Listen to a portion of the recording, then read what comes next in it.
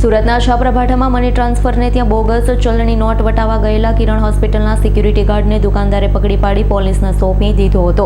Guard પાસેથી 100 અને 200ના દરની 51 બોગસ નોટ મળી હતી. સુરત છાપરાભાઠાનો વશિષ્ઠ ગોરખસિંહ અમરોલી વરિયાવ રોડ પર મની ટ્રાન્સફરનું કામ કરે છે.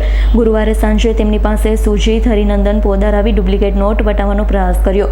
વશિષ્ઠ અને નોટ બોગસ હોવાનું માલુમ પડતા તેને સુજીતને પકડી લીધો. ઝડપી લેતા તેની પાસેથી ₹100ની 21 નકલી નોટ અને ₹200ની 29 નકલી નોટ મળી આવી. વશિષ્ઠે જાણ કરતા અમરોલી પોલીસે સુરજીતની અટક કરી તેની પાસેથી 8,000ની બોગસ નોટ તથા ફોન કબજે લીધો છે. પોલીસે સુજીતની ધરપકડ કરી કોર્ટમાં રજૂ કરી 2 દિવસના રિમાન્ડ મેળવ્યા. પૂછપરછમાં સુજીત કિરણ હોસ્પિટલમાં સિક્યુરિટી ગાર્ડ તરીકે નોકરી કરતો હતો. પ્રથમ વખત જ નોટ વટાવવા ગયો હતો. Bureau report S9 news Surat. અમારી તમામ માહિતીથી અપડેટ રહેવા માટે જોડાયેલા રહો S9 ન્યૂઝ સાથે.